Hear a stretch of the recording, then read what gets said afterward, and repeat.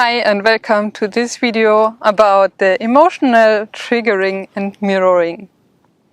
Within a twin flame connection, there is often a lot of triggering and mirroring happening. Why do we have all these triggers? The triggering and mirroring in a twin flame connection has a certain importance on the journey that we are on. Both twins are there to help the other to reach a state of union within and spiritual ascension so that they can fulfill their purpose within this lifetime. They intuitively touch the wounds of the other. And this happens to show each other what needs to be healed. But what is a non-spiritual aspect of this triggering in any kind of close relationship?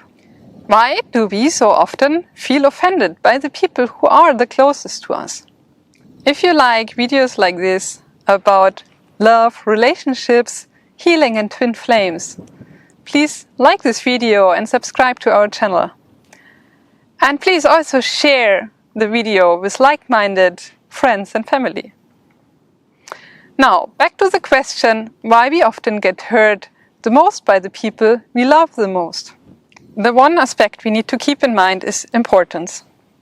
Once we feel a certain level of importance about a relationship, we are much more sensitive to anything that could be a threat to this connection or also to things that can bring insecurity and suffering into our life.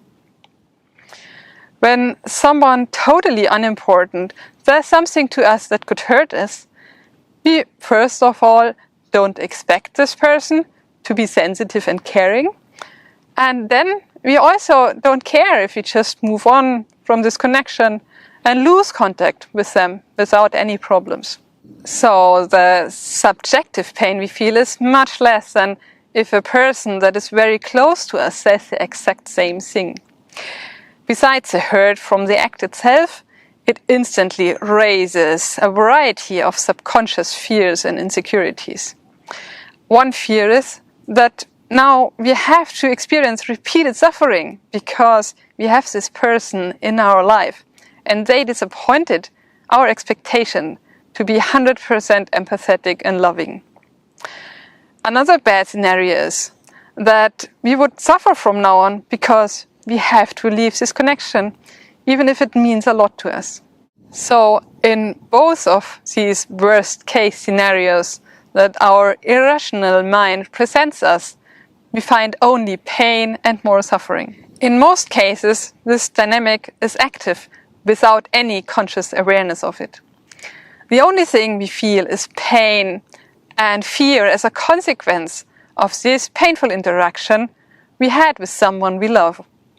So what we do is that we blame the other who triggered this effect and hurt us so much, even if the other one didn't even mean anything bad. The second aspect is that we expect the ones we love to also be loving and caring and empathetic all at the same time, as we think we are when we interact with them.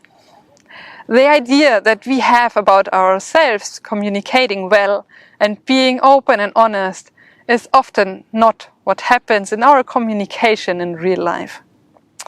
We always communicate between 5 and 15% consciously and 85 to 95% subconsciously and based on our programming and also on our fears and belief structures. Communication is not only the words we use.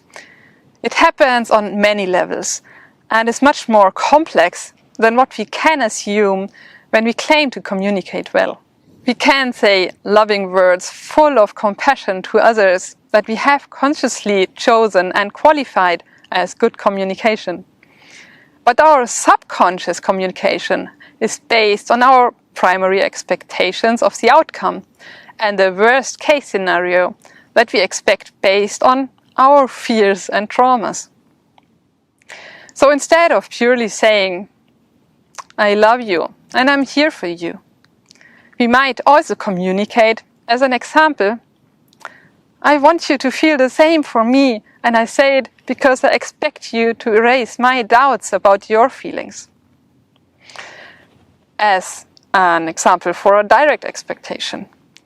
And I'm really panicking inside that this communication escalates completely, because this is what I experienced in the past. And even if I want to trust you, my inner child is paralyzed right now, because there is still the chance that you are not at all what I expect and want you to be.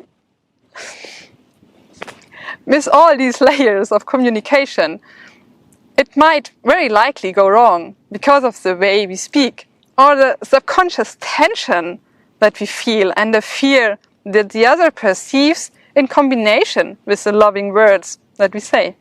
This all can lead to the other reacting very contrary to what we expect based on the words and actions.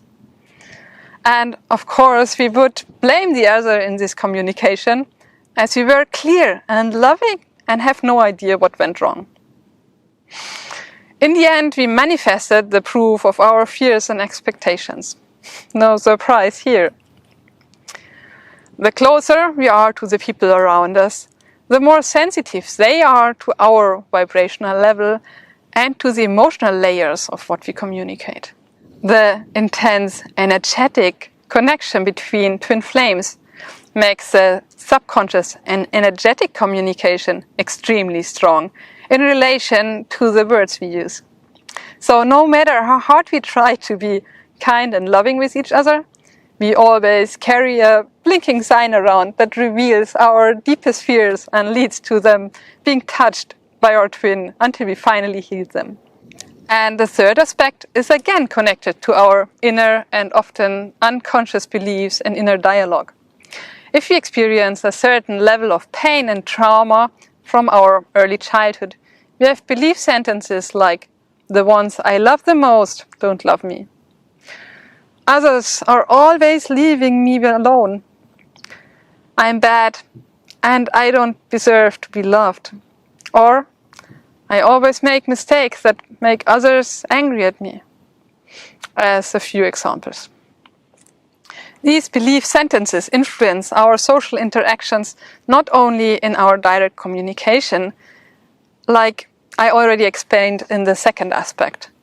If we hope for a positive outcome but subconsciously expect that everything goes wrong again, those expectations will influence our whole journey. We create what we experience based on those beliefs, and if we are in a relationship with a wonderful and empathetic person, this might not fit into our negative belief sentences.